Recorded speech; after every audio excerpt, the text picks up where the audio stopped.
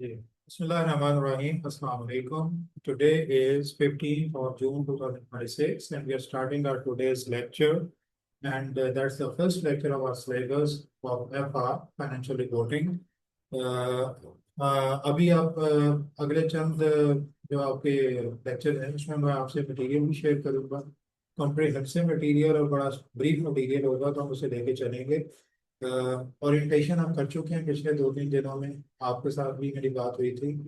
आज हम शुरू करेंगे बाकायदा अपने सिलेबस को, और सिलेबस में हम जो शुरू करेंगे हम चैप्टर नंबर 6 से शुरू करेंगे। ठीक है, चैप्टर नंबर 6 जिसका टाइटल है कॉन्सेप्चुअल एंड रेगुलेटरी फ्रेमवर्क। उसके बाद हम करेंगे chapter 7 conceptual framework Maihar number, और फिर चैप्टर 8 और फिर आगे चलते हैं। तो आज हम अपने अल्लाह ताला के बाबरकत नाम से अपने आज सिलेबस का आगाज कर रहे हैं from chapter number 6 conceptual and regulatory framework. तो आपको ये स्क्रीन पे दिखाई भी दे रहा होगा। अभी मैं इस चैप्टर पे जाऊंगा। इस चैप्टर का टाइटल है कॉन्सेप्चुअल एंड रेगुलेटरी फ्रेमवर्क। तो let's move to this chapter, page number 115। तो इस पे में हम जाते हैं।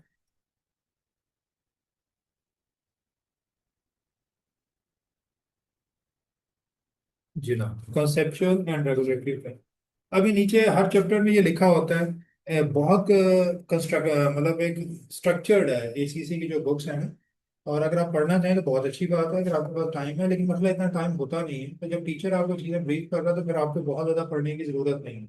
तो सबसे पहले इसमें लिखा है चैप्टर लर्निंग ऑब्जेक्टिव। कभी टाइम मिले तो ज़रूर पढ़ लें एट ए ग्लैंस, अदरवाइज इसकी ज़रूरत नहीं है कि इसके अंदर वो आपको सिखा क्या रहा है, वो आपको बता रहा है। इसके बाद हम आगे आते हैं तो यहाँ पे आता है ये कुछ इंफॉर्मेशन, और यहाँ उसने एक जो ये दी है, एक आपको एक जस्ट मुझे से यहाँ आने दें, एक उसने डायग्राम दी है। ठीक है, ये डायग्राम जो है ये बहुत इंपॉर्टेंट है बेटा, इसे हम जरा डिस्कस करते हैं। यहाँ से आपको बहुत सा आइडिया हो जाएगा। चलिए बिस्मिल्लाह करते हैं। Framework of financial reporting. Framework का मतलब जैसे मैंने पहले आपको बताया था कि फाइनेंशियल रिपोर्टिंग का फ्रेम क्या होगा, कौन सा काम किस तरह से कैलकुलेट करना है और किस तरह से शो करना और किस तरह से शो नहीं करना। फ्रेमवर्क, फ्रेमवर्क काम कैसे करता है। फाइनेंशियल रिपोर्टिंग का फ्रेमवर्क है, ओवरऑल किसी और चीज का फ्रेमवर्क नहीं है कि फाइनेंशियल रिपोर्टिंग कैसे करनी है। और हमारी फाइनेंशियल रिपोर्टिंग में क्या कुछ आता है, जनरली फाइनेंशियल स्टेटमेंट्स और रिलेटेड इंफॉर्मेशन भी आगे आएगी, वो हम बाद में पढ़ेंगे। तो इसका सिंपली मतलब ये है कि आपने फाइनेंशियल स्टेटमेंट जब बनाना है तो उसके अंदर उसका स्ट्रक्चर क्या होगा, उसकी हेडिंग्स क्या होंगी और कौन कौन सी हेडिंग की जो फिगर है वो कैसे कैलकुलेट होगी, वो आपको एक फ्रेमवर्क दे रहा है, आपको पूरा एक आइडिया दे। ठीक है। अब ये फ्रेमवर्क दो तरह के हैं, रेगुलेटरी फ्रेमवर्क है और कॉन्सेप्चुअल फ्रेमवर्क है। ये जो हमने डिस्कस कर लिया था, रेगुलेटरी फ्रेमवर्क कोई रेगुलेट करता है, कोई आपको बताता है। जैसे इस्लाम एक मजहब है, इसका भी रेगुलेटरी फ्रेमवर्क है। हमारा रेगुलेटरी फ्रेमवर्क क्या है आपके ख्याल में इस्लाम का? What is regulatory framework of Islam? जी, नहीं, वो जो 5 प्रिंसिपल्स जिन पे पूरा फ्रेमवर्क खड़ा है, फ्रेमवर्क क्या है? कहाँ पे पूरा फ्रेमवर्क डिफाइन किया आपको जिससे आप बाहर नहीं जा सकते? हम सबको पता है बेटा, मैं बोलूंगा अपने कि हाँ ये तो है, लेकिन आप मुझे बताओ कुरान इस्लाम का रेगुलेटरी फ्रेमवर्क कहाँ पे लिखा हुआ है? कुरान, मैं बोल गया हूँ गलती। कुरान इज आर रेगुलेटरी फ्रेम, हम कह सकते हैं। फिर हदीस क्या है और सुन्नत रसूल मोहम्मद मुस्तफ़ा सल्लल्लाहु अलैहि वसल्लम क्या है? क्या वो भी रेगुलेटरी फ्रेमवर्क है या वो कॉन्सेप्चुअल फ्रेमवर्क? क्या हदीस और सुन्नत कुरान से बाहर जा सकती है कि कुरान कुछ और कहता हो और हदीस रसूल कुछ और कहती हो? पॉसिबल ही नहीं। हदीस रसूल और सुन्नत रसूल is an explanation of Quranic principles. तो फिर वो ये कॉन्सेप्चुअल फ्रेमवर्क ना हो गया कि ये तो रूल तो दे दिया गया, इस रूल को अप्लाई कैसे करना है, कहाँ पे क्या करना है, कहाँ पे कैसे वर्किंग करनी है, कितनी नमाजें पढ़नी है, हर नमाज में कितनी रकातें पढ़नी है, नमाज कज़ा कर सकते हैं कि नहीं कर सकते, अगर इस केस में की तो गुनाह है, अगर इस केस में की तो कर सकते हैं। तो ये आप कह सकते हो समझने के लिए कि इस्लाम के लिए रेगुलेटरी फ्रेमवर्क कौन है? क्या है? कुरान, अल फुरकान। और कॉन्सेप्चुअल फ्रेमवर्क क्या है? कुरान इस्लाम के लिए हदीस रसूल। क्योंकि कुरान में 700 जगह पे है वाक़ीमुस सलात है, लेकिन कहीं नहीं लिखा कि कितनी नमाजें पढ़नी 24 घंटे में। कहीं नहीं लिखा कि किस नमाज में कितनी रकातें पढ़नी, नहीं लिखा। वो कहाँ से पता चलता? Conceptual framework. कुरान में ये लिखा है कि जी तुमने जानबूझ के नमाज नहीं छोड़नी, लेकिन अलाउड भी है। हाँ, अगर कोई मसले हैं तो छोड़ सकते हो। अब कब छोड़नी है कब नहीं छोड़नी, वो जो सारे प्रिंसिपल्स है कहाँ लिखे हैं? Conceptual framework. ठीक है, नमाज के कुछ प्रिंसिपल बता दिए गए हैं कि मुसाफिर हो तो ऐसे कर लो, और कुछ उसकी एक्सप्लेनेशन यहाँ पे हैं। तो आप कह सकते हैं कि रेगुलेटरी फ्रेमवर्क हमारा जो है इस्लाम का वो है कुरान, कह सकते हैं किसी हद तक। यह मिक्स है वैसे तो। और कंसेप्चुअल फ्रेमवर्क हमारी हदीस है, कुरान में भी कुछ चीज़ है। तो बहरहाल रेगुलेटरी फ्रेमवर्क के लिए फिर उसके पीछे कोई रेगुलेटर होना चाहिए जो वो सारे असूल बना रहा हो, डिफाइन कर रहा हो। तो हमारे इस्लाम का रेगुलेटर कौन है? अल्लाह ताला। ठीक है। तो अब हम इसे ले आते हैं अपने अकाउंटिंग की तरफ। हमारे भी इस तरह के जो फ्रेमवर्क है जिसके तहत हमें अकाउंटिंग करनी है, उसमें पहले तो कुछ ऐसे रूल्स हैं जो बना दिए गए हैं, अपने इनसे बाहर नहीं जा। फिर उन रूल की एक्सप्लेनेशन के लिए एक और पूरे रूल्स एंड रेगुलेशन बनाए गए हैं कि अगर ऐसा नहीं हुआ तो ये कर लेना, ये ना हुआ तो ये कर लेना। तो बेसिकली फ्रेमवर्क दो तरह के होते हैं। एक रेगुलेटरी फ्रेमवर्क जिसे कोई रेगुलेट करता है, बनाता है, और दूसरा फिर जब वो बन जाता है तो उसे अप्लाई करने में कुछ हमें मार्जिन चाहिए होते हैं। चीज 100% एज इट इज अप्लाई नहीं होती बाज़ होता, तो उसके लिए बना दिया गया है कॉन्सेप्चुअल। ठीक है। अब रेगुलेटरी फ्रेमवर्क जब बनेगा, कोई इसे रेगुलेट करेगा तो कोई रेगुलेटर भी होगा, जैसे अभी हमने बात की है। तो हमारी अकाउंटिंग में रेगुलेटर कौन है? अब हमें ये देखना है कौन रेगुलेटर है। मुझे बोला और कॉन्फिडेंस से बोला, गलत ही बोले में लेकिन बोले जरूर जी। IFRS नहीं, IFRS तो हैं, वो तो प्रिंसिपल है। रेगुलेटर कौन, बनाता कौन? IASB। यहाँ दो तरह के रेगुलेटर होते हैं, याद रखें।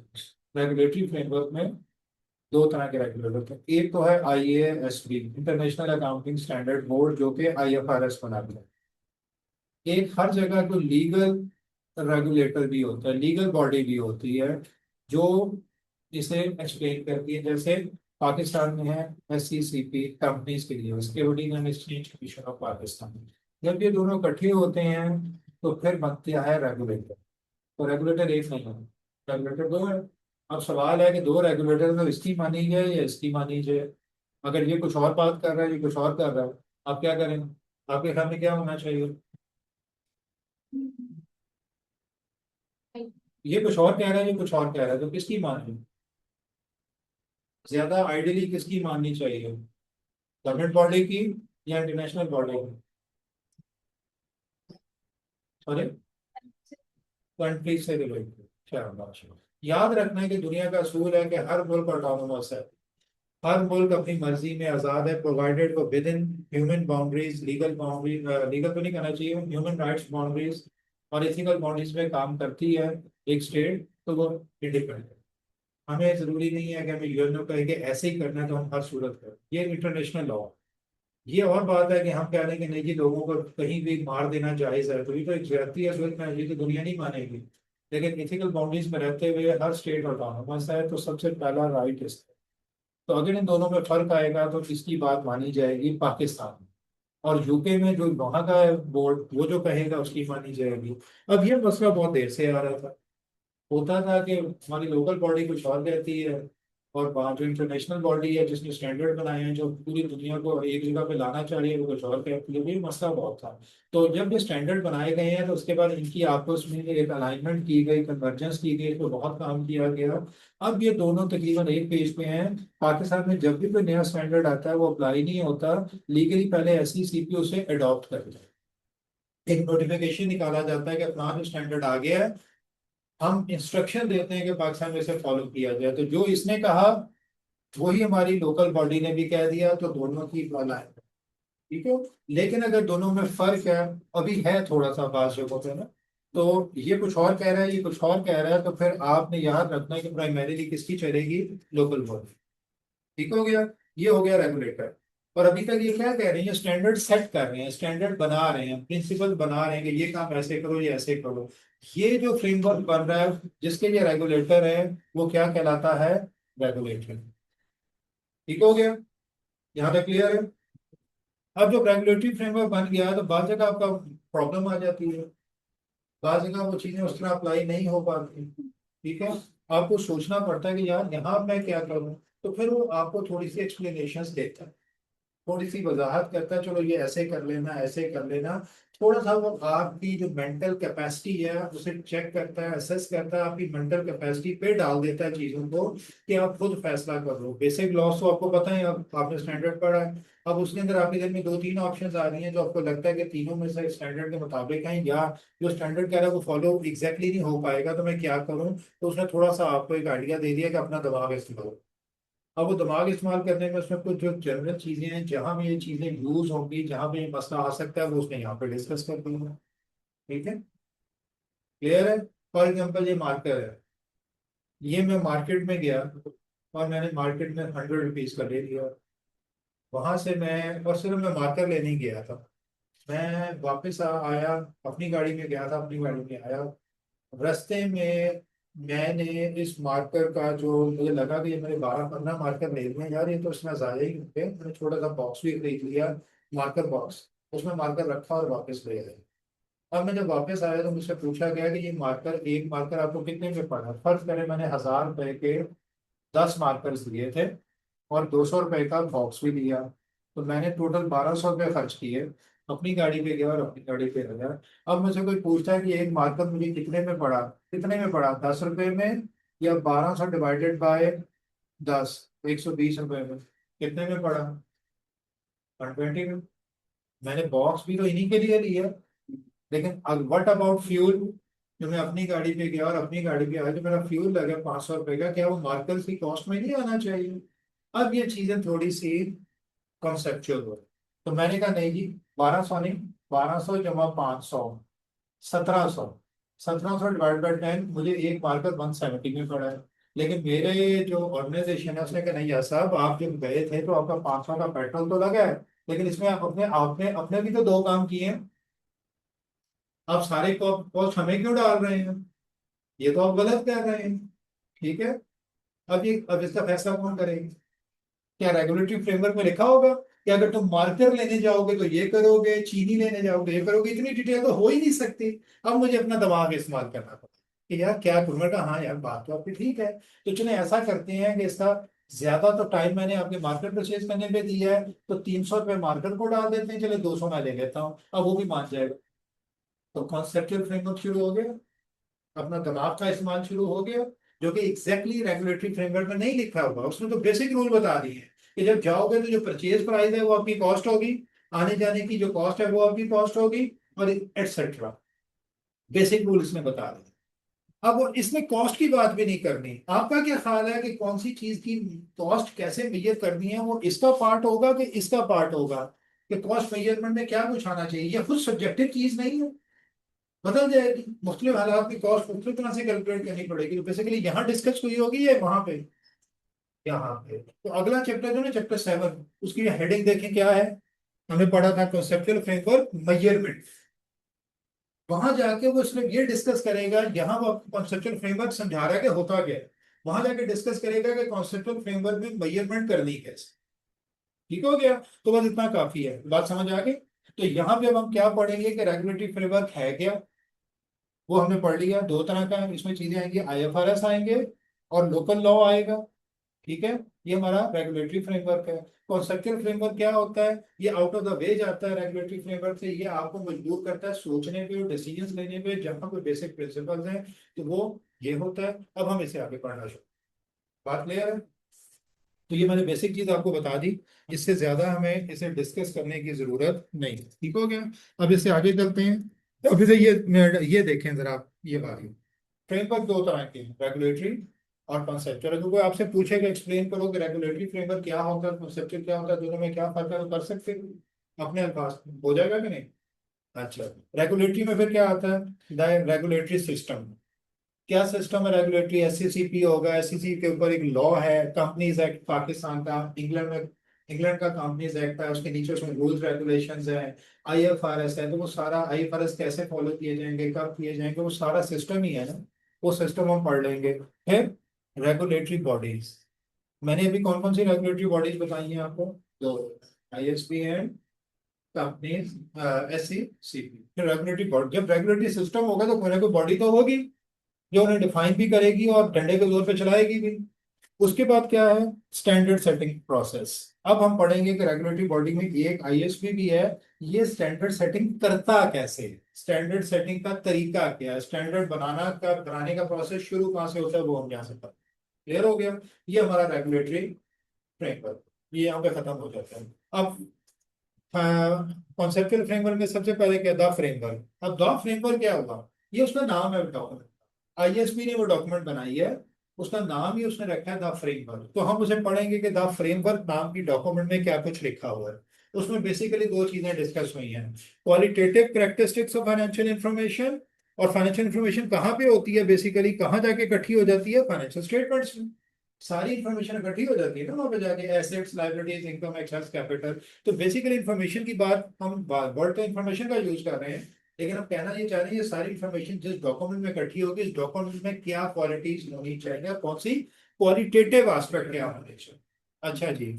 फिर एलिमेंट्स ऑफ फाइनेंशियल स्टेटमेंट के, उसमें एलिमेंट्स क्या होंगे, उन फाइनेंशियल स्टेटमेंट में कौन कौन सी हेडिंग्स देनी है, कितनी टाइप के एलिमेंट्स होंगे जिनसे बाहर बात की जाएगी, क्योंकि आपने डबल एंट्री में पढ़ा है, डबल एंट्री में मैक्सिमम हेड ऑफ अकाउंट्स कितने होते हैं, आपने अभी तक पढ़ा है अकाउंटिंग, डबल एंट्री कितने अकाउंट्स पे खड़ी है टोटल, बेसिक अकाउंट में, types of accounts double entry में कितने हैं?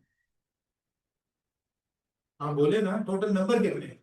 एक, दो, तीन, चार, पाँच, छः, सात, 10, कितने हैं? पांच। एसेट्स, लायबिलिटीज, इनकम, एक्सपेंस और इक्विटी, या क्या? पांच ही है ना, तो वो पांच एलिमेंट्स हैं। एलिमेंट्स वही है, elements of financial statement, financial relationship कितने हैं याद रखना है, पांच। ठीक हो गया? Assets, liabilities, income, expense, in capital. तो यहाँ वो डिस्कस करेगा कि एलिमेंट्स का मतलब क्या है, what is meant by asset, what is asset, what is asset. तो मैंने आपको कहा बेटा आपने क्रिटिकली सोचना है, मुझसे पढ़ना है तो फिर आपको सोचना है, पढ़ना कम है सोचना ज्यादा। व्हाट इज एन एसेट, ये एसेट है कि नहीं, ये एसेट है कि नहीं, तो फिर क्या चीज एसेट नहीं है, ये बल्ब एसेट है कि नहीं? ठीक है, मेरी सर्विसेज जो मैं दे रहा हूँ तो पढ़ा रहा हूँ, ये फिनोवेट कोई एसेट्स हैं कि नहीं? फिर तो हर चीज ही एसेट होगी, फिर इनकम क्या चीज है, एक्सपेंस क्या चीज है, एक्सपेंस क्या है, फिर तो हर चीज ही एसेट हो गई ना, फिर एक्सपेंस क्या है? तो एसेट में भी तो कॉस्ट आती है, मुझे फ्री तो नहीं मिला, तो भी कॉस्ट आती है, तो एसेट में, और जो शॉर्ट टर्म में दे रहा हूँ वो कोई करंट एसेट है, खुद आप कह रही है करंट एसेट है, तो फिर एक्सपेंस क्या हुआ?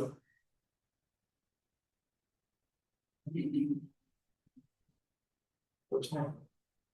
अब ये सारा कॉन्सेप्चुअल फ्रेमवर्क में है, रेगुलेटरी फ्रेमवर्क में नहीं है। कॉन्सेप्ट सोचना है कि यार ये एसेट लूं, इसे ये ऐसे एक्सपेंस लूं, इसे एसेट लूं कि एक्सपेंस लूं, यासर साहब ने पढ़ाया, मैंने यासर साहब को उस महीने के पैसे दे दिए, ये जो मैं रिकॉर्ड करूं, ये एसेट रिकॉर्ड करूं कि एक्सपेंस करूं, कॉन्सेप्ट ही है ना, तो यही तो सोचना है। और वो किसके के घूम रहे हैं एलिमेंट्स, कि एसेट कब रिकॉर्ड करना है, जब मैंने किसी को पेमेंट की उसे एसेट रिकॉर्ड करना है या एक्सपेंस रिकॉर्ड करना है, जब मुझे पैसे आए मुझे उसे लायबिलिटी रिकॉर्ड करना है या इनकम रिकॉर्ड करना है, यही तो कॉन्सेप्चुअल फ्रेमवर्क है।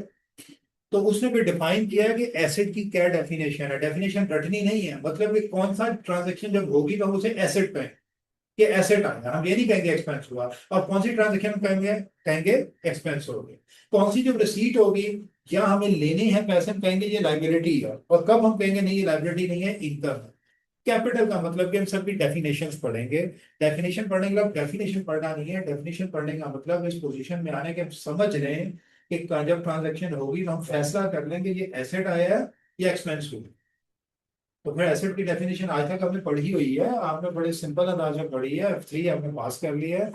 ये एसीसी को कंप्लेंट करनी पड़ेगी कि बच्चों को आता कुछ नहीं है, वो F3 पास कर रहे हैं, तो अपने आप को चेक करो, फिर तुम्हारे पढ़ाने का स्टाइल ठीक नहीं है, मजाक कर रहा हूँ, लेकिन बहरहाल आप इसमें सोचते नहीं हो बेटा, सोचना शुरू करो तो हर चीज आसान हो जाएगी और जल्दी भी हो जाएगी। शुरू में अभी आपको लग रहा है कि ये तो मुसीबत बन जाएगी, इस तरह पढ़ना मुसीबत नहीं है। बहुत जल्दी आप चीजें पिक करो, किताब आधी पढ़ोगे पूरा सिलेबस कवर हो जाएगा। What is an asset? इसकी डेफिनेशन हमने पढ़नी है, मैं बाद में पढ़ाऊंगा। Assets are resources controlled by the entity, थोड़ा याद आ गया, as a result of past year. लेकिन ये रट्टा नहीं लगाना, रिसोर्स ऐसी चीज जो मैं इस्तेमाल कर सकता हूँ।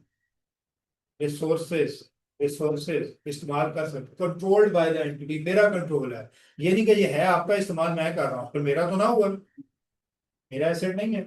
अगर मैं इस्तेमाल कर रहा हूँ है आपका और मैं आपको पैसे देता हूँ तो ये एसेट नहीं है, ये एक्सपेंस है। मैं आपकी चीज यूज करता हूँ और आपको पैसे देता हूँ, बात खत्म हो जाती है। तो ये तो एक्सपेंस है, मेरा एसेट नहीं है, लेकिन मेरा ही है और मैं इस्तेमाल कर रहा हूँ, तो ये मेरा as a result of past event. माजी में कुछ हुआ, कोई इवेंट हुआ, कोई ट्रांजैक्शन हुई जिसकी वजह से ये आया। ठीक है, तो इसे हम डिफाइन करेंगे। तो एसेट की डेफिनेशन, लायबिलिटी की डेफिनेशन, इनकम एक्सपेंस कैपिटल की डेफिनेशन, तो कॉन्सेप्चुअली हम इसे पढ़ेंगे। और इधर क्वालिटेटिव कैरेक्टरिस्टिक्स हैं, ये उसने दो हिस्सों में तकसीम किया है। एलिमेंट्स को हमने पूरी डिटेल से डिस्कस करना है, तो कौन सी चीज एसेट है, कौन सी लायबिलिटी। यहाँ हमने देखना है कि हमारी इंफॉर्मेशन में क्वालिटी क्या होनी चाहिए। मैं आपको एग्जांपल देता हूँ कि आपके फादर ने कहा बेटा बाजार तो जा ही रहे हो, या बाजार जाओ, बल्कि नहीं बाजार जाओ, आपने जाना नहीं था, और ये सब्जी ले आओ, मैं जरा बिजी हूँ तो तुम जाओ सब्जी ले आओ। अब आपने कहा ठीक है, अब अपने काम में लगे हैं, मोबाइल खोल के गेम्स खेल रहे थे, आपको पता ही नहीं चला और अच्छा बड़ा टाइम गुजर गया और शाम हो गई। अब आपको अचानक याद है, आपको अब लगा कि वालिद साहब से तो डांट पड़ेगी। आपने कहा, आपको ये भी पता है कि दुकानें बंद होंगी अब आपका, आपको समझ नहीं आ रहा। आपने एक बड़ी चालाकी दिखाई कि मैं बाजार चली जाती हूँ, जाके चक्कर लगा के आ जाऊंगी, तो वालिद साहब को कहूंगी मैं तो बाजार गई थी। आप नहीं बाजार, और चक्कर लगाया, सब्जी चले, पहले भी चली गई, आप कहीं किसी वजह से आपको सब्जी नहीं मिली, वापस आ गए। अब वाले साहब जब वापस आए तो आप डर रही हो, डांट पड़ेगी। अब वाले साहब ने सिर्फ एक सवाल पूछा, हाँ भाई बाजार गई थी। अब आपको पता है कि वो पूछना क्या चाह, वो पूछना क्या चाह रहे हैं कि बाजार गई थी, या वो पूछना चाह रहे हैं कि सब्जी आ गई। पूछना क्या चाह रहे हैं, उन्हें बाजार जाने से गर्ज नहीं। आप कहते हैं, आप कह सकते हैं मैं तो नहीं गई, छोटे भाई को भेजिए ना, सब्जी आ गई है, तो वो चुप हो जाते हैं। मकसद उनका कुछ और था। अब आपने चला के गए, जी जी मैं बिल्कुल बाजार गई थी, हमने ये नहीं बताया कि सब्जी नहीं है, वो खामोश हो गए। तो क्या आपकी जो इन्फॉर्मेशन आपने वालिद साहब को दी, ये क्वालिटी पे पूरा उतरती है? नहीं, इसका जो ऑब्जेक्टिव था वो पूरा नहीं हुआ। तो ये भी तो एक कॉन्सेप्चुअल फ्रेमवर्क आ गया कि नहीं। बनी इसराइल का वाकया है कुरान में, जिसकी जो अल्लाह ताला बहुत नाराज हुए, जिसके बाद तो बहुत बड़ी रीजन बनी कि उन्हें पीछे हटा के हमें सामने कर दिया गया, और ये अल्लाह ताला का एहसान है। वो क्या था कि वो हफ्ते को मछलियां पकड़ने वाला जो चक्कर था, मैंने शायद आपको पहले भी बताया। अब उन्होंने क्या किया, उन्हें भी पता था कि अल्लाह ताला का मंशा क्या है कि तुमने इस दिन कोई भी एक्टिविटी नहीं करनी जिससे मछली तुम्हारी तरफ आए। उन्होंने चालाकी दिखाई कि देखें, हमने पकड़ी तो इतवार को ही है ना, हफ्ते, लेकिन उन्होंने सारी गेम तो हफ्ते को डिफाइन की हुई थी, तो अल्लाह ताला को पसंद नहीं है। आपने ये नहीं देखना कि वर्ड्स क्या कह रहे हैं, आपने देखना है कि इंटेंशन पे। अमाल का दारोमदार नीयत होता है ना। 5 नमाजें पूरी नहीं पढ़नी, नमाजों का जो बेसिक प्रोटोकॉल है उसे पूरा करना है, और एक नमाज नहीं पढ़ पा रहे, कज़ा हो गई है, तो मेरा जाती ख्याल है कि अल्लाह ताला गुनाह नहीं देंगे। अगर आपके पास जायज वजह मौजूद है, आपकी वालदा खुदा ना खास्ता या आपका भाई या कोई आपकी फ्रेंड एकदम से बीमार हो गई, उसे कोई अटैक हुआ, और आप उन्हें फौरन लेके हॉस्पिटल जाएंगे या आप नमाज पढ़ेंगे?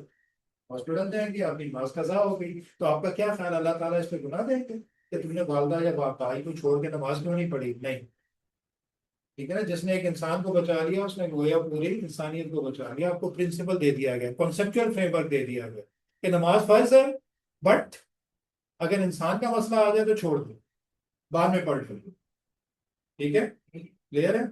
कल मैं आपकी इंफॉर्मेशन के लिए वैसी बात कर रहा हूँ, कल मेरे ज़हन में काफ़ी देर से चीज़ थी, मैंने मौलाना साहब से पूछा कि आज हमारी ज़िंदगी बड़ी बिजी है, अब मेरे नमाज का जोर पर टाइम है, मुझे पता है 10 मिनट बाद मेरी मीटिंग है, बड़ी इंपॉर्टेंट मीटिंग है, तो क्या मैं सिर्फ नमाज छोड़ के मीटिंग अटेंड कर लूँ, नमाज कज़ा कर लूंगा? आपका क्या ख्याल है? आप होती तो क्या करती, नमाज कज़ा करके मीटिंग कर लेती, क्योंकि मीटिंग से आपको ठीक ठाक पैसे मिलते हैं, आपका रिस्क एसोसिएटेड है उससे, या आपने नमाज जरूर पढ़नी? जी बोले, नमाज पढ़नी मीटिंग या थोड़ा लेट हो जाती है, अल्लाह पे छोड़ देते हैं ना कि चलो दूसरा भी टॉलरेट करेगा तो नमाज पढ़ो। लेकिन अब अगला सवाल ये है, नमाज पढ़ना फर्ज है, हमने अपने कॉन्सेप्ट अप्लाई किया और ये फैसले किया कि नमाज छोड़नी नहीं, जो फिर कुछ भी हो। ठीक है, अगर बहुत ही जरूरत ना हो। लेकिन अगर कोई बंदा मर रहा है फिर नमाज छोड़ सकते हैं? यस। अब हमने सोचना है ना, खुद फैसला करना है अपने इल्म के मुताबिक। अब अगर मैं आपको कहता हूँ कि 10 मिनट है, 10 मिनट में नमाज पढ़नी है, मीटिंग शुरू है, 10 मिनट में पूरी नमाज तो नहीं पढ़ी जाएगी। जोर 4 सुन्नत, 4 फर्ज, 2 सुन्नत, 2 नफल, मतलब मैं सिर्फ 4 फर्ज पढ़ लूँ और बाकी फिर छोड़ दूँ, तो क्या ये कर लेना चाहिए मुझे, या पूरी पढ़ लूँ? कर लेना। यही मैंने अपने मौलाना साहब से पूछा कि हम जिंदगी में बड़े बिजी होते हैं, मीटिंग ये वो, तो अगर मैं सिर्फ फर्ज पढ़ के चला जाऊँ और बाकी जो सुन्नत और नफल है ना छूट भी जाए। अब सुन्नत भी दो तरह की है, मौकेदार, गैर मौकेदार। मौकेदार वो जो नबी पाक ने कभी नहीं छोड़ी, गैर मौकेदार कभी पढ़ी कभी छोड़ी। चलो गैर मौकेदार तो अलग होगी, नफल भी अलग होगी, छोड़े जा सकते। मौकेदार तो नहीं छोड़ी जा सकती, शाम खान में मैंने कहा छोड़ दो। उन्होंने बड़ी प्यारी बात की, उन्होंने कहा ठीक है आप ये काम करो कि फर्ज पढ़ के चले जाओ, और बीच में कहीं भी मौका मिले तुम मसल्ला बिछाओ, मौकेदार सुन्नत पढ़ लो, और अगर नहीं मिलता तो अल्लाह माफ करने का। तो कॉन्सेप्ट आ गया, कॉन्सेप्चुअल फ्रेमवर्क आ गया कि खुद फैसले। तो हमने एलिमेंट्स डिस्कस करने हैं, यहाँ क्वालिटेटिव एस्पेक्ट कितने होते हैं अब हमने ये देखना है। और इसे मैंने ज्यादा नहीं पढ़ाना, आपने ज्यादा पढ़ना है। फंडामेंटल होते हैं और एनहेंसिंग होते हैं। फंडामेंटल और एनहेंसिंग के वर्ड से आपको क्या फील हो? Fundamental characteristics. फंडामेंटल का मतलब क्या है? इंग्लिश में मतलब क्या होता है फंडामेंटल को? बुनियादी, जिसमें सारी चीज ही पड़ी है, फंडामेंटल। और एनहेंसिंग जो बढ़ाते हैं, ये वो हैं जो जरूरी है, अगर ये नहीं होंगे तो क्वालिटी आएगी नहीं। और ये वो हैं कि जो जरूरी नहीं है लेकिन इससे क्वालिटी बढ़ जाती है। समझ आई? अब फिर मैं अगेन इस्लाम की बात बार बार करता हूँ सिर्फ समझाने के लिए। इस्लाम के फंडामेंटल कैरेक्टरिस्टिक्स क्या हैं कि जिसके बगैर आपका इस्लाम पूरा ही नहीं होता? अभी आपने बात की थी जो 5 है, कलमा, नमाज, रोजा, ज़कात, हज। ये आपके फंडामेंटल कैरेक्टरिस्टिक्स है जिसके बगैर आपकी क्वालिटी आएगी ही नहीं आपकी जिंदगी में, जैसे एक मुसलमान की हैसियत से। एनहेंसिंग कौन से हैं? जो जरूरी तो नहीं है लेकिन इससे आपकी क्वालिटी बढ़ती ही जाएगी बीइंग ए मुस्लिम। नफल, जिक्र, अज़कार, ठीक है, किया। कहीं आपका फर्ज नहीं भी है किसी की मदद करना, फिर भी अपना टाइम वेस्ट करके उसकी मदद करना। अब इसमें अगर हम नहीं करते तो गुनाह कोई नहीं था, लेकिन आपने कर लिया तो आप बीइंग ए मुस्लिम अल्लाह की नजर में आपकी वैल्यू बढ़ती जा रही है। तो फिर यहाँ पे हम पढ़ेंगे कि वो कौन सी कैरेक्टरिस्टिक्स हैं जो बुनियादी हैं, जिनके बगैर तो गुजारा है ही नहीं, हम कहेंगे ये चीज ही ठीक नहीं है। और कौन सी ऐसी हैं जो कि उसे इंक्रीज करेंगी। वैसे हम ये नहीं कह सकते कि क्वालिटी है ही नहीं। तो इसमें कौन कौन सी है? रेलिवेंस और फेथफुल रिप्रेजेंटेशन। रेलिवेंस, ये रेलिवेंट, मैं जिस चीज की बात कर रहा हूँ आप उसी की बात, उसी की इंफॉर्मेशन मुझे दे दो। मैं कुछ बात कर रहा हूँ आप जवाब कुछ और दे दो। मैं कहूँगी आप लेट क्यों आए? सर वो दोस्त बीमार हो गया। अगर दोस्त बीमार हो गया भाई तुम्हारा क्या मसला है? सीधी बात करो, दोस्त बीमार हो गया तो मैं हॉस्पिटल लेके गई थी उसे, तो मैं अच्छा भाई आज आपने ये तैयारी क्यों नहीं की? सर कल मौसम बहुत अच्छा था। अब ये कोई रेलिवेंस तो ना हुई। तो आपकी इंफॉर्मेशन रेलिवेंट होनी चाहिए। जिस चीज की आप बात कर रहे हैं वो रेलिवेंट है तो हम कहेंगे कि ये इंफॉर्मेशन ठीक है। अगर रेलिवेंट ही नहीं है तो उसका कोई शर्त है। और फेथफुल रिप्रेजेंटेशन, उसे रिप्रेजेंट बड़े ईमानदारी से करना है। मैंने भी मिसाल दी थी फेथफुल रिप्रेजेंटेशन, कौन सी वाली? वो वालिद साहब वाली। आप झूठ नहीं बोल रही, उन्होंने कहा बाजार गई थी, आपने कहा गई थी, लेकिन आपको भी पता है मकसद क्या है, उन्हें भी पता है मकसद क्या है, आप असल में बेईमानी कर रही हो। रिप्रेजेंटेशन तो दे रही हो और बजाहिर देखने में ठीक है, लेकिन मकसद पूरा नहीं कर रही, तो आप गलत कर रही हो, जानते पूछते हुए गलत कर रही हो। तो ये नहीं होना चाहिए। फेथफुल, जायज तरीके से ईमानदारी से रिप्रेजेंट करो। तो ये दो फंडामेंटल कैरेक्टरिस्टिक्स आपने मेरी बात में सुननी है, बस लिख लेनी है, रट्टे नहीं लगाने। जो मैं कॉन्सेप्ट दे रहा हूँ भाई ये जेहन में जरूर होने चाहिए, ठीक है। और इधर एनहेंसिंग में कौन सी है? कंपेरेबिलिटी, कंपेयर किया जा सकता है। आज मैं सब्जी लेके आया हूँ तो मैं कितने की लाया हूँ, मेरा हमसाया जो है वो लाया, वो कितने की लाया, तो नहीं मैं महंगी तो नहीं ले आया हूँ। आप ये कंपेरेबिलिटी, कंपैरिजन ना भी करते तो आपकी इन्फॉर्मेशन तो ठीक है, आप 500 रुपए की सब्जी लाए हो, लेकिन जब आपने कंपेयर किया तो आपको अंदाजा हो गया कि आज मैंने गलती कर ली, मैंने महंगी ली, कल इस दुकान से नहीं लेनी, इससे लेनी, इसने मुझे महंगी दे दी। कंपेरेबिलिटी, कंपेयर कर। एक ही ऑर्गेनाइजेशन पिछले साल से हम करंट ईयर में अपने आप को कंपेयर करती है, पिछले साल मेरा प्रॉफिट इतना था, इस साल इतना। ये जरूरी नहीं है, लेकिन जब ये होगा तो आपके पास इंफॉर्मेशन की क्वालिटी बढ़ जाएगी कि आइंदा मैंने क्या करना है, मैंने क्या गलतियां की, क्या नहीं करनी। Number two, verifiability. क्या मतलब है इसका? इंग्लिश का वर्ड है वेरीफाइबिलिटी। क्या मतलब? जिसे वेरीफाई किया जा सके, जिसे वेरीफाई किया जा सके, ठीक है, जिसके एविडेंस मौजूद हो। मैं कहूँ जी, पाकिस्तान का इस वक्त जो ग्रोथ रेट है 40% पे चला गया। आपने मान लिया, सर ने कहा तो ठीक ही होगा, ये गलत बात है। आप उसे वेरीफाई करो। आप उसे पूछें, सर कहाँ देखे आपने? गवर्नमेंट या न्यूज में, कौन सी वेबसाइट पे? आप भी जाके देखें तो क्या, हाँ सर ने सही। वेरीफाई की जा सके, जो चीज वेरीफाई नहीं की जा सकती उसकी अथेंटिसिटी नहीं है। हदीस रसूल, अगेन वही बात करूंगा। आपको पता ना कितनी लाखों हदीसें रिजेक्ट की गई। हदीसें तो बहुत थी, बहुत से लोगों ने कोट की, लेकिन लाखों रिजेक्ट कर दी गई। क्यों?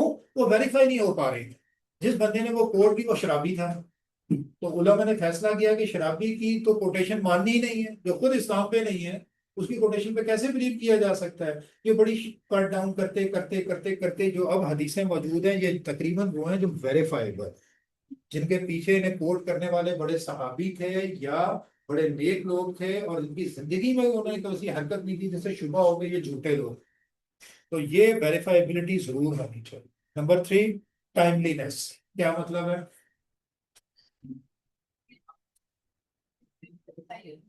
Exactly exactly। बस मैं इससे आगे डिटेल में नहीं जा रहा। टाइम देगा जिस टाइम पे चाहिए उसमें रिलेट किया। अगर आपने इन्फॉर्मेशन आज चाहिए, आपने 2 दिन बाद दी, तो 2 दिन में चीजें बदल चुकी हैं।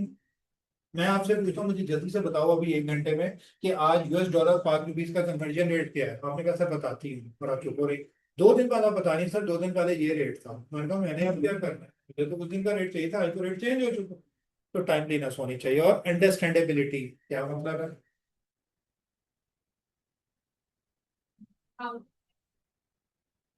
वो नहीं, अकाउंटेंट नहीं होता। अकाउंटेंट तो बना रहा है, बना बन किसके लिए रही है? जिनके लिए बन रही है उनके लिए जनरल टर्म यूज करते हैं क्या? User, users of financial statement. आपने यूजर के पॉइंट ऑफ व्यू से सोचना है, अकाउंटेंट के पॉइंट ऑफ व्यू से नहीं सोचना। अकाउंटेंट तो एक्सपर्ट है, प्रोफेशनल है, वो तो सब कुछ पढ़ के बैठा हुआ है। यूजर उसे बड़े आराम से समझ रहे, जिसके लिए बनाई जा रही है वो समझ। ठीक है, तो ये 4 आपकी एनहेंसिंग कैरेक्टरिस्टिक्स हैं। बस आपने ये चीजें याद रखनी है, ज्यादा डिटेल में जाके नहीं पढ़ना, वो मुझे अंदाजा है कि आप खुद भी लिख लो। अब अंडरस्टैंडेबिलिटी के लिए आपको किन किन चीजों का कंसिडर करना है, ये सिंपली मैं आपसे पूछ रहा हूँ। हम इसे पढ़ेंगे भी। कौन कौन सी चीजें जिससे लगेगा कि अंडरस्टैंडेबिलिटी ठीक ठीक है इन्फॉर्मेशन की, क्या क्या चीजें कंसिडर करें? कोई एक चीज बताएं, ये अंडरस्टैंडेबल है इन्फॉर्मेशन, कैसे पता चलेगा, कैसे ये हम एक्सट्रैक्ट करेंगे ये? हम्म? कैसे अंडरस्टैंडेबिलिटी इंश्योर कैसे करेंगे कि हाँ ये बाकी अंडरस्टैंडेबल है? जेन में क्या रखेंगे? कोई एक चीज बताएं। सबसे बेसिक चीज के किसके लिए बनाई जा रही है, उसकी नॉलेज बेस के, उसका एक्सपीरियंस के, उसकी सोसाइटी में किस डोमेन से ताल्लुक रखता है। एक मोची के लिए इंफॉर्मेशन बनाई जा रही है, इसे इंग्लिश ही नहीं आती, आप उसे इंग्लिश बोर्ड बना के दे रहे हो, तो क्या समझेगा? अगर एक बच्ची आपसे इंफॉर्मेशन मांगता है, पूछे यार मैं, आपको तो मैं बैंक अकाउंट ओपन करना है, तो मैंने उसको तरीका दे दसो, लिख के दस। अब आप कैसे इंग्लिश में लिख के दें, किसमें लिख के दें? तो और अगर वो पठान है तो पश्तो कोशिश करेंगे पश्तो ट्रांसलेट करके। अंडरस्टैंडेबिलिटी में आपने देखना है यूजर की क्या कैरेक्टरिस्टिक्स हैं, उसके हिसाब से। नंबर 1, यूजर की अंडरस्टैंडिंग लेवल। नंबर 2, कॉम्प्लेक्स कितनी है इंफॉर्मेशन, अगर बहुत ज्यादा कॉम्प्लेक्स है यूजर के हिसाब से तो नहीं समझ आएगी। ये सारी चीजें आप खुद भी डिफाइन कर सकते हैं, 4-5 पॉइंट्स अगर सोचे तो, कि इन्फॉर्मेशन में कौन कौन सी चीजें होंगी तो अंडरस्टैंडेबल हो। ये हम पढ़ेंगे भी। बस आपने ये पॉइंट्स ही याद है, आपने लंबी चौड़ी डिस्कशन इसमें नहीं करती। एनी हाउ, ये हो गया। पर ये चीज आपने याद है। तो मुझे बताएं कि फ्रेमवर्क कितनी किस्म के होते हैं? 2। कौन कौन से? रेगुलेटरी और कॉन्सेप्चुअल। दोनों में फर्क क्या है? रेगुलेटरी फ्रेमवर्क डिफाइंड होता है, उसे बनाया जाता है और इम्प्लीमेंट किया जाता है, उसके पीछे कोई ना कोई रेगुलेटरी बॉडी होती है। वो रेगुलेटरी बॉडी हमारे केस में कौन कौन सी हैं? हमारे लोकल रेगुलेटर उस मुल्क का, प्लस IASP, क्योंकि हम अकाउंटिंग स्टैंडर्ड्स की बात कर रहे हैं। ठीक है, बाकी चीजें बाद में पढ़ते हैं। अच्छा, उसके बाद फिर हम इधर आ जाते हैं, स्टैंडर्ड सेटिंग प्रोसेस तो पढ़ ही लेंगे, इधर आ जाते हैं कॉन्सेप्चुअल फ्रेमवर्क। जिस डॉक्यूमेंट में लिखा गया, जैसे इस्लाम कौन सी डॉक्यूमेंट में लिखा गया है, Quran, Quran is the base document. तो कॉन्सेप्चुअल फ्रेमवर्क की जो बेस डॉक्यूमेंट है उसका नाम क्या है, द फ्रेमवर्क। द फ्रेमवर्क किसने डिफाइन किया है, आईएएस। अब द फ्रेमवर्क में क्या कुछ लिखा हुआ है, दो चीजें बेसिक है। क्वालिटेटिव करेक्टरिस्टिक्स डिस्कस हुई है कि इंफॉर्मेशन में क्वालिटेटिव करेक्टरिस्टिक्स क्या होनी चाहिए, और दूसरा कितने टाइप्स ऑफ अकाउंट्स हैं या कितना डोमेन है जिसे हमने डिस्कस करना है, वो पांच। फिर उनकी डेफिनेशन की गई है ताकि अंडरस्टैंडेबिलिटी बन जाए कि एसेट क्या होता है, एक्सपेंस क्या होता है, कौन सी ट्रांजेक्शन में पहचान है फौरन पे ये एसेट आ रहा है या एक्सपेंस हुआ है, तो फिर उसे उसने एक्सप्लेन किया है। और दूसरी साइड पे क्वालिटेटिव करेक्टरिस्टिक जो होती है वो कितनी किस्म की होती हैं, दो। नंबर वन, फंडामेंटल, जिसके बगैर तो इंफॉर्मेशन क्वालिटी पे पूरा ही नहीं उतरती, है ही गलत। और दूसरी एनहेंसिंग, कि जिसके बगैर इंफॉर्मेशन की क्वालिटी तो मुनासिब है, लेकिन ये अगर ऐड कर देंगे तो क्वालिटी बहुत अच्छी हो जाए। उसके नीचे फिर आपने याद कर लेना है जो उसने दी है। ठीक है, इसमें दो हैं और उसमें चार। ठीक है, क्लियर हो गया। रेलिवेंस कहाँ से आती है, कौन से वाले पार्ट में है, फंडामेंटल। और रिलायबिलिटी, जी बताएं, रिलायबिलिटी किसमें है, इधर तो नहीं लिखी, चलो लिखी है कि नहीं है। तो मैं क्या करें, मैंने रिलायबिलिटी का वर्ड यूज कर दिया, यहाँ तो नहीं है। अपना कॉन्सेप्ट अप्लाई कर बताएं कि वो इधर होनी चाहिए कि इधर होनी चाहिए। जी, मेरा तो खैर फंडामेंटल नहीं होनी चाहिए। एक चीज रिलायबल ही नहीं है तो उसके अंदर इन्फॉर्मेशन तो झंडे की नहीं है, जब झंडे की नहीं है तो फिर वो इन्फॉर्मेशन फजूल है, फालतू है। ठीक है, तो ये चीजें पढ़ेंगे।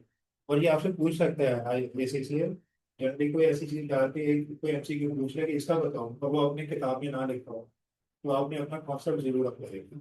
ठीक है, तो ये चीज क्लियर है यहाँ तक। अब इससे आगे थोड़ा सा चलते हैं क्योंकि टाइम हमारा बहुत है, और मैं पूरा 1.5 घंटा तो कभी नहीं लगाऊंगा, मतलब लगा लेंगे लेकिन जब जरूरत होगी। हमारा मकसद होगा कि हम चीज़ों को एब्जॉर्ब करें। ठीक है, तो अब नीचे आ जाते हैं, द नीड और रेगुलेटरी फ्रेमवर्क, ये आपने पढ़ना है खुद से, इसमें मैं नहीं पढ़ाऊंगा, एक नजर देखना, ज्यादा नहीं पढ़ना। Regulatory framework, the regulatory framework of accounting in each country which uses IFRS standard is affected by a number of legislative and quasi-legislative influences as well as IFRS standards. National company law, EU directive, security exchange rules. ये सारा वो बता रहा है कि आपका जो regulatory framework बनता है उसमें मुख्य चीजें आती हैं। मैंने तो दो ही चीजें बताई, उस मुल्क का लॉ और आईएफआरएस। तो लॉ भी तो कई किस्म के हो सकते हैं, और यहाँ तो उसने तीन चीजें लिखी हैं, मुझे बताएं।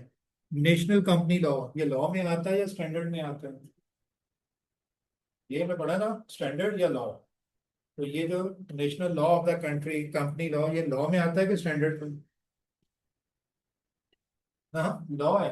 Company law of the country उस मुल्क का लॉ है जो पार्लियामेंट ने पास किया हुआ है कंपनी को, तो ये लॉ है। Number two, EU directive. EU क्या है, यूरोपियन यूनियन। यूरोपियन यूनियन है कि जितने यूरोपियन कंट्रीज हैं उन्होंने मिलकर अपनी यूनियन बनाई है। इनकी अपनी करेंसी भी है जिसे यूरो कहते हैं। इनके अपने स्टैंडर्ड्स हैं जो पूरी कम्युनिटी, पूरे उस एरिया पे अप्लाई होते हैं, तो उन्होंने अपना एक इकट्ठ बना, उन्होंने अपने रूल्स एंड रेगुलेशन भी बनाए हैं यूरोपियन यूनियन ने अपने कंट्रीज के लिए। तो ये लॉ में आता है कि स्टैंडर्ड में आता है। उन्होंने साइन किया सारे मुल्कों ने कि हाँ हम यूरोपियन यूनियन का पार्ट हैं, और ये जो ऊपर वाली बॉडी बैठी है हम इसके रूल्स को अवॉइड बाय करें। तो इतना स्टेट ही बना ली ना मैंने पूरी। तो ये लॉ है कि स्टैंडर्ड, स्टैंडर्ड बेटा सिर्फ आईएफआरएस ही बनता है, याद रखना, स्टैंडर्ड सिर्फ आईएसपी बना रहा है, बाकी सब कुछ लॉ है। तो यूके जो कि यूरोप में है, तो उस पर यूरोपियन यूनियन के स्टैंडर्ड्स या लॉ भी अप्लाई होता है। ठीक है, हम पे नहीं होता।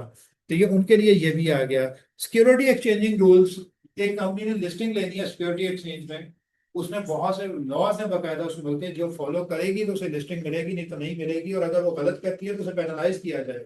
ठीक ठाक, गवर्नमेंट की तरफ से सिक्योरिटी स्टॉक एक्सचेंजेस से रिलेटेड रेगुलेशन बने हुए, लॉ जिसे कंपल्सरी नहीं फॉलो कर रहा है। ये लॉ में आता है कि स्टैंडर्ड में आता है,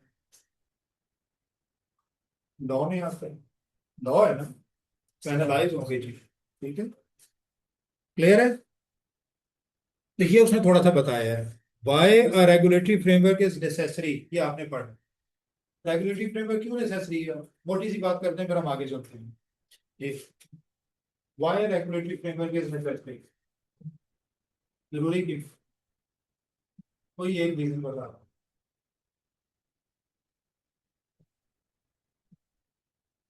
ना बनाए रेगुलेटरी फ्रेमवर्क, हर बंदा अपने हिसाब से काम करता रहे तो क्या मसला है,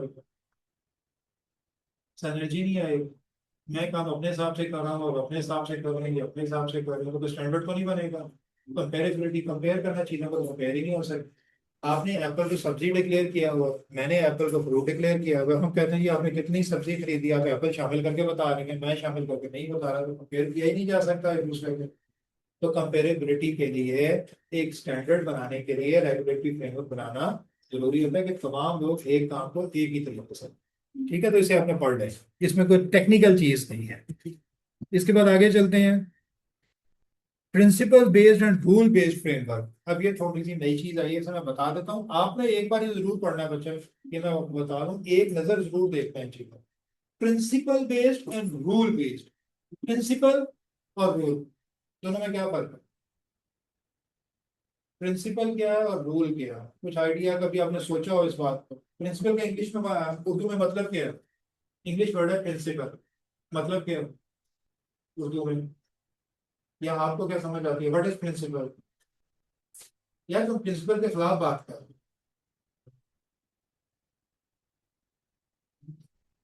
हाँ, असूल, एक जो जनरल एक अंडरस्टैंडिंग डेवलप हो जाती है सोसाइटी में, तो उसके खिलाफ बात करो, ठीक है, ये बात गलत, ठीक है। प्रिंसिपल और रूल क्या होता है, रूल का मतलब क्या होता है, असूल, वो भी असूल ही होता है, तो फर्क है।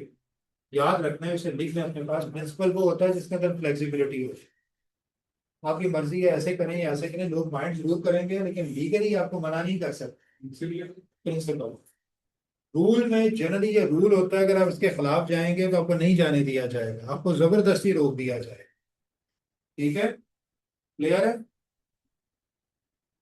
तो प्रिंसिपल ऐसी चीज जिसके खिलाफ आप जाएंगे तो लोग माइंड करेंगे, लोग कहेंगे नहीं यार तुम एक कल्चर के अगेंस्ट जा रहे हो, लेकिन आपको मना नहीं कर सकते। लेकिन रूल ऐसी चीज जब वो उसके खिलाफ जाएंगे तो आपको रोका है, ठीक है। एग्जाम्पल, अपनी बरादरी से बाहर शादियां करना, बहुत सी बरादरियां ऐसी हैं जो बरादरी से बाहर निकलते ही नहीं, एक फैमिली कहती है नहीं हमने कर देनी है, तो लोग माइंड करेंगे, उसकी बरादरी उसके खिलाफ हो जाएगी, ये क्या कर रहे हो तुम, अपनी बरादरी से निकल रहे हो, लेकिन आप लीगली और किसी तरह से मना नहीं कर सकते। वो कर रहा है, ज्यादा ज्यादा क्या करेंगे, कट ऑफ कर देंगे उसे अपनी फैमिली से, और कुछ नहीं कर सकते। रूल क्या है, अगर इस्लामिक पॉइंट ऑफ व्यू से सोचा जाए, हिंदू से शादी कर, तो आपका इस्लाम ही सख्ती से मना करता है कि नहीं, उसमें उसके रूल्स हैं अपने। तो या दूसरी और कोई एग्जांपल ले लें कि रूल के खिलाफ जाना, कि किसी बंदे पे हाथ उठा देना बिला वजह, तो गुस्सा आया हाथ उठा दिया, तो रूल तो आपको अलाउ नहीं करता, आपको पेनलाइज किया, तो आप कहेंगे ये नहीं कहेंगे मेरी मर्जी को, नहीं कर सकते। तो प्रिंसिपल बेस्ड और रूल बेस्ड में ये फर्क होता है। अब मुझे यहाँ बताएंगे प्रिंसिपल बेस्ड अप्रोच और रूल बेस्ड अप्रोच में क्या फर्क होगा। तो क्या लगाएं, प्रिंसिपल बेस्ड फ्रेमवर्क, फ्रेमवर्क का मतलब तो फ्रेमवर्क है, काम करने का तरीका। प्रिंसिपल बेस्ड का मतलब क्या होगा फिर, सारी चीज अपने हालात वाकयात माहौल के मुताबिक चेंज कर सकते हो, थोड़ी सी चेंज कर सकते हैं, हालांकि लॉ कुछ और कहता है लेकिन लॉ ने ऑप्शन दिया है कि अपने हिसाब से सोच लो। ऐसी अप्रोच को हम कहते हैं प्रिंसिपल बेस्ड। और रूल बेस्ड का मतलब क्या होगा, चेंज नहीं कर सकते, जो लिख दिया बस एज इट इज, एक एक नुक्ते को फॉलो करना है, आप अपनी तरफ से नुक्ता भी नहीं लगा सकते। कुक कुक कर देना, आपको पका के हांडी दे देना, भैया तुम यही खा सकते हो, और कोई ऑप्शन नहीं। प्रिंसिपल बेस में है कि आपको मसाले और सब्जी और चीनी दे दी जाए, जो देना दीजिए, आपका जी अपनी मर्जी से पका लो, जैसे भी पकाना चाहते हो, मिर्चें ज्यादा डाल दी हैं ज्यादा डाल दो, कम डाल दी है कम डाल दो, तुम्हारा मसला। लेकिन एक आप पूरी हांडी तैयार करके आपके सामने रख देना, खानी है तो खाओ नहीं तो खा छोड़ो, ये है रूल बेस्ड। जहाँ लॉज एंड रेगुलेशन क्या कि नहीं बस ऐसे ही होना है, कोई ऑप्शन नहीं, वो रूल बेस्ड है। और प्रिंसिपल बेस्ड फ्रेमवर्क कौन सा है, जहाँ पे आपको थोड़ा मार्जिन दे दिया जाए। प्रिंसिपल बेस्ड अप्रोच की एग्जांपल, IS2 पढ़ा था, याद है। IS2 में कॉस्ट फार्मूले कितने हैं जो हम यूज कर सकते हैं, बेसिकली जो इम्पोर्टेंट है दो हैं, फाइफो और एवरेज, लाइफो का अलाउड ही, लाइफो तो भूल के भी नहीं कहना, लाइफो डिस अलाउड, फाइफो और वेटेड है। और भी हैं लेकिन ये दो सबसे ज्यादा प्रोमिनेंट है। कौन सा फॉलो करेंगे आप? स्टैंडर्ड में क्या लिखा है, फाइफो करना है कि एवरेज करना है? स्टैंडर्ड क्या कहता है? कहता है कोई सा कर लो दोनों में से। लेकिन वो रेगुलेशन आपको रूल प्रिंसिपल बताता है कि ये चीजें ध्यान में रख के कर, फैसला आप नहीं करना। जनरली आप फाइफो कब करेंगे कि जो आप बिजनेस कर रहे हैं उसकी नेचर ऐसी है कि वो पेरिशेबल चीज है। फिजिकली भी आप पहले आती है तो पहले ही बेचते हैं, तो किताबों में भी फिर यही एज्यूम ज़हन में रखो कि जो पहले आएगी उसकी अकाउंटिंग पहले करनी है, उसकी कॉस्टिंग हमने एज्यूम करने की जो बिकेगी तो पहली चीज पहले बिकी है तो फाइफो करेंगे। लेकिन कोई ऐसी चीज है जो फर्क ही नहीं पड़ता पुरानी में हो या नई हो, आप इकट्ठी रख देते हैं, आप बीच में जाएंगे। तो फैसला किस पे छोड़ दिया? स्टैंडर्ड ने कोई रूल बेस्ड अप्रोच तो नहीं दी, उसने आप पे छोड़ दिया। तो ये कौन सी अप्रोच है या कौन सा फ्रेमवर्क है? प्रिंसिपल। रूल बेस्ड है।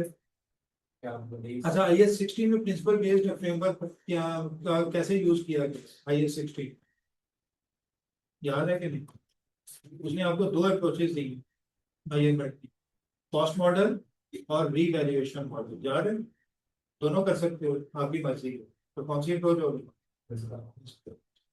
ठीक है, लेकिन सर्टन स्टैंडर्ड में उसने कोई दो ऑप्शन नहीं दी, एक ही ऑप्शन दी, तो बस ऐसे ही करना। कौन सी अप्रोच है? दो अप्रोच। तो फिर क्या ख्याल है कि जो हमारे IFRS है ये प्रिंसिपल बेस्ड फ्रेमवर्क है कि रूल बेस्ड फ्रेमवर्क है या मिक्सचर है दोनों का? ऊंचा बोला करो, कॉन्फिडेंस से बोला। जी, ये मिक्सचर, दीज आर मिक्सचर। बहुत सी चीजों पे ये बड़े स्ट्रिक्ट है कि नहीं ऐसे ही कर, और कुछ चीजों में मार्जिन भी देते हैं। तो ये basically these are mixture. Even law भी काफी हद तक मिक्सचर होता है, लेकिन लॉ जनरली ज्यादा रूल बेस्ड होता है। सर फिर तो ज्यादातर अकाउंटिंग स्टैंडर्ड्स में एक मिक्सर ही होता है। ज्यादा मिक्सचर है, लेकिन इनका प्लान ये है कि अल्टीमेटली से रूल बेस्ड पे चले। अमेरिका में ज्यादातर जो प्रिंसिपल आप देखेंगे ना, वो डोमिनेट जो करते हैं वो रूल बेस्ड अप्रोच करती है, वो आपको ज्यादा मार्जिन नहीं होता। यूके में, यूरोप में, पाकिस्तान में ज्यादातर आपको प्रिंसिपल बेस्ड अप्रोच। ठीक है, ये तो स्टैंडर्ड अप्रोच नहीं होगा, और ये अपने देखने काम क्या चल रही है। इनका इरादा ये का एक बार इसको जनरली ज्यादातर एक स्ट्रिक्ट चीज पे ले जाए, और ये वो प्रिंसिपल वे जो मार्जिन देना, ऑप्शन देने से खत्म ही कर दिया जाए। लेकिन मेरा हाल जाती तौर पर ये कभी भी खत्म नहीं होगा। आप बताएं, इस्लाम प्रिंसिपल बेस्ड अप्रोच है कि रूल बेस्ड है? इस्लाम तो मेरा ख्याल है रूल बेस्ड से ज्यादा प्रिंसिपल बेस्ड है, सिवाय दो तीन चीजों पे प्रिंसिपल बेस्ड है। सिर्फ ये कि अल्लाह पे यकीन, कुरान पे यकीन, जो पांच यकीन आपके पूरे हैं तो दुनिया में जैसे भी नमाज छोड़नी है तो छोड़ दो, लेकिन बड़ी साउंड रीजन होनी चाहिए। अल्लाह नियत होना, अल्लाह ताला ने मतलब बड़ा वाज़ेह कह दिया, माल का दामदार नियत होना। तो सारे ये जो एक डिस्क्रिप्शन है, स्टेटमेंट है, ये प्रिंसिपल बेस्ड है या रूल बेस्ड है?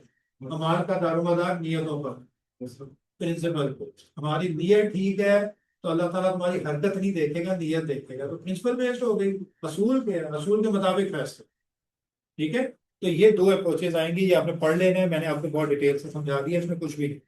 प्रिंसिपल बेस्ड फ्रेमवर्क और रूल बेस्ड। और मैंने आपको बताया कि ये जो जनरली फ्रेमवर्क दुनिया में चल रहा है, जो हमारा है, यूके का है, पाकिस्तान का, ये कौन सा है? अगर ज्यादा ये किस तरफ इसकी रुझान है? प्रिंसिपल बेस्ड जब ज्यादा।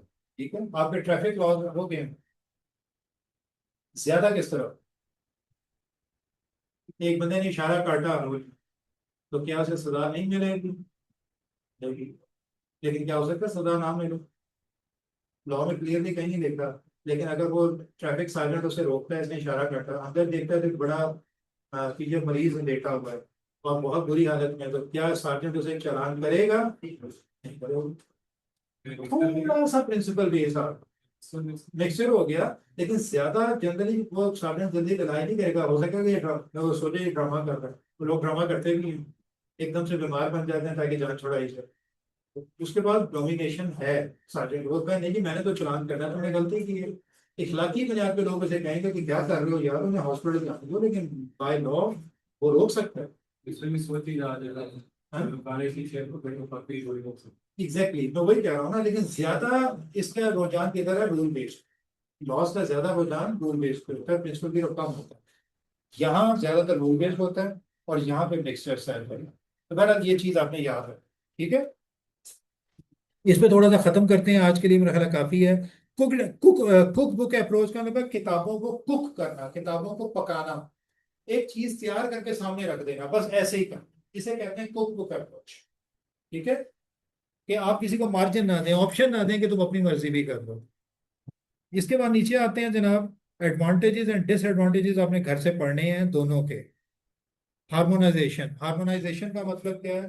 हार्मोनाइज करना चीजों को अलाइन करना, इकट्ठा करना, प्रिंसिपल बेस और रूल बेस दोनों को फॉलो करते हुए कि जो आप कर रहे हैं वही मैं कर रहा हूँ, जिस तरह आप कर रहे हैं उसी तरह मैं कर रहा हूँ, जिस तरह आप नमाज पढ़ रहे हैं उसी तरह मैं नमाज पढ़ रहा हूँ। हार्मोनाइज करने से कहते हैं कि लोगों को एक ही रास्ते पे लाना। इसके एडवांटेजेस क्या हैं, जल्दी से एक एक बता दें, फिर आगे चलते हैं, बाकी आपने पढ़। एडवांटेज क्या है हार्मोनाइजेशन का?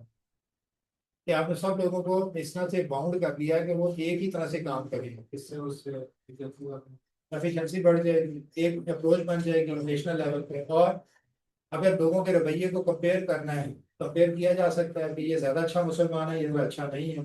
नमाजें तो फर्ज है दोनों पे, इसने 5 पढ़ी हैं, इसने 4 पढ़ी हैं, तो फिर वो डिसीजन लेने आसान हो जाते हैं। ठीक है, बैंकों ने आपको लोन देना है, 2 कंपनी ने मांगा है, तो दोनों को बिल्कुल एक जैसे रूल्स हैं, तो बैंक फैसला कर सकता है कि दोनों अच्छी जा रही है कि बुरी जा रही है। एक किसी और अप्रोच पे, दूसरी किसी और अप्रोच पे, बैंक कैसे फैसला करेगा कौन सी एक्चुअली अच्छी और बुरी है? तो ये फायदा। डिसएडवांटेज क्या है, नुकसान क्या है इसका?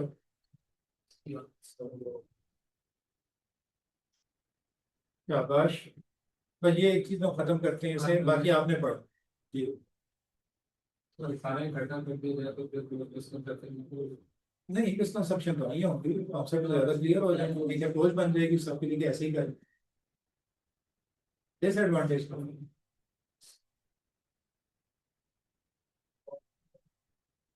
शाबाश, सोचा गया। हर इंसान यूनिक नहीं है, हर इंसान के सोच का अंदाज फर्क नहीं। अगर आप 25 जमा 50 को अपने हिसाब से जमा करते हैं तो मैं अपने हिसाब से कर रहा हूँ। मैं 25 जमा 50 में 25 25 25 कर लेता हूँ। 50 को 2 25 में डिवाइड करता हूँ, 25 3 25 हो गए, 25 × 3 कर दिया 75। आप कहते हैं नहीं, 50 और 25 का लगे, एक 50 और दूसरा आधा 50। इंसानी दिमाग अपने लिहाज से चल, आपकी अपनी सोच है। आप अच्छे इंजीनियर हैं, मैं अच्छा डॉक्टर हूँ, ये अच्छे अकाउंटेंट हैं, तो मैं अच्छा डॉक्टर हूँ तो मतलब ये नहीं कि मैं अच्छा अकाउंटेंट भी होऊंगा। आपने मुझे बाउंड कर दिया, नहीं तुमने ऐसे ही सोचा, दाएं बाएं हो ही नहीं सकते, तो आपने मेरी जो नेचुरल कैपेबिलिटीज है उन पे रिस्ट्रिक्शन लगा दी। हो सकता है कि नहीं, मसला है कि नहीं? कहीं जाके प्रॉब्लम, मैं एक इंफॉर्मेशन को ज्यादा बेहतर तरीके से एनालाइज कर सकता था कि मैं ये अप्रोच फॉलो करता। आपने मुझे मना कर दिया, नहीं ये अप्रोच फॉलो हो ही नहीं सकती, तुमने तो ऐसे ही करना है। लकीर क्या फकीर किसे कहते हैं? तो फिर मेरी जो नेचुरल कैपेबिलिटीज हैं, जो डेवलपमेंट का प्रोसेस है, वो थोड़ा सा रुक नहीं जाएगा। फर्स्ट दिन आपने स्टैंडर्ड बना दिया, मिलकर बना दिया, लेकिन गलत बना दिया, किसी वजह से गलत हो गया। अब एक गलत चीज को पूरी कौम पे इम्प्लीमेंट कर, और लोगों की सुननी नहीं रहे कि नहीं यार इसमें ये गलती है, किसी एक बंदे ने इतराज किया है, अब उसकी सुननी नहीं रहा। और 10 साल बाद पता चला हाँ यार वो बात तो ठीक कर रहा था, तो 10 साल तो जाया कर दिए ना कोई एक चीज। तो ये याद रखना है, इस तरह के डिसएडवांटेज भी होते हैं, हर चीज के एडवांटेज भी हैं और डिसएडवांटेज। ठीक है, क्लियर है? तो ये आपने पढ़ लेंगे, भाई सिंपल सी चीज है कि इसके एडवांटेज और डिसएडवांटेज हार्मोनाइजेशन के क्या होते हैं। उसके बाद the role of national standard setters, ये हम कल से पढ़ेंगे। नेशनल स्टैंडर्ड सेटर्स क्या क्या होते हैं, इसका मतलब क्या है? नेशनल स्टैंडर्ड सेटर्स ये कि ये यस, ये लॉ भी बना रहे हैं, लॉ भी तो स्टैंडर्ड ही है। लेकिन अब एक और चीज याद रखनी है कि आईएफआरएस जो है ये इंटरनेशनल फाइनेंशियल रिपोर्टिंग स्टैंडर्ड है जो ये बनाता है। अब हर मुल्क ने अपने भी अकाउंटिंग स्टैंडर्ड बनाने शुरू किए। हम नहीं बनाते, पाकिस्तान में नहीं है, इंडिया में है। Indian accounting standard 1, Indian accounting standard 4 etcetera. Europe में भी है, यूरोपियन यूनियन के अपने स्टैंडर्ड अकाउंटिंग के। ठीक है, यूके के अपने हैं, अमेरिका के क्या क्या लाते हैं? Gas, GAAS, generally accepted accounting standard. GAAS गास कहते हैं या गैस, जो भी हो हम इसे कह रहे हैं। जब ये टर्म आप यूज कर रहे हैं ना या सुने तो आप ये समझेंगे अमेरिका की बात है। अमेरिका ने अपने इंटरनल स्टैंडर्ड भी बनाए। अब मसला है कि ये स्टैंडर्ड हैं और ये भी हैं, तो अमेरिका दोनों में से किसे फॉलो करेगा? टेक्निकली वो इन्हें फॉलो करेगा, लेकिन फिर हारमोनी नहीं आएगी। जब हारमोनी नहीं आएगी तो क्या होगा, इन्हें और इन्हें इकट्ठा करने की कोशिश की जाएगी कि जो ये कहता है वो ये कहे। ये प्रोसेस है, ये करता है, ये गवर्नमेंट लेवल पे लोगों से डिस्कस करता है, उनके स्टैंडर्ड को अपने स्टैंडर्ड से अलाइन करने की कोशिश करता है। मल्टी बिल्डिंग का इरादा है कि दुनिया में जितने अपने अपने स्टैंडर्ड्स भी है ना, वो इसके मुताबिक अलाइन हो जाए। कहीं ये पीछे हटता है, कहीं वो पीछे हटता है। क्लियर हो गया? तो यहाँ पे मैं बात खत्म करता हूँ। नेशनल स्टैंडर्ड सेटर्स में गवर्नमेंट भी आ जाती है, रेगुलेटरी बॉडीज भी आती है, प्लस उस मुल्क का अकाउंटिंग स्टैंडर्ड बोर्ड भी हो सकता है। तो वो अपने नेशनल स्टैंडर्ड सेट करेगा, तो फिर हार्मोनाइजेशन वाला मसला राइज हो जाएगा कि नहीं, फिर उसे क्लियर है जी। तो आज के लिए इतना काफी है मेरा ख्याल है, अभी हमें जरूरत नहीं आपको है। लगता है कि बहुत ये मैं अभी कर तो रहा हूँ लेकिन मुझे नहीं पता कि मेरी आवाज कितनी जा रही है। हाँ? नहीं, इस तरह नहीं मिलेगा कि तुम आधा घंटा लेट आओगे तो मिलेगा।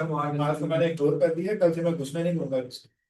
ठीक है, अभी मैं दे दूंगा, देखता हूँ जैसा भी सेट हुआ है, जैसा भी है कल, फिर इंशाल्लाह इससे आगे चलेंगे, लेकिन कल से ये नहीं होना चाहिए। ओके जी, इंशाल्लाह फिर कल मुलाकात करते हैं, आज का हम इसे क्लोज करते हैं।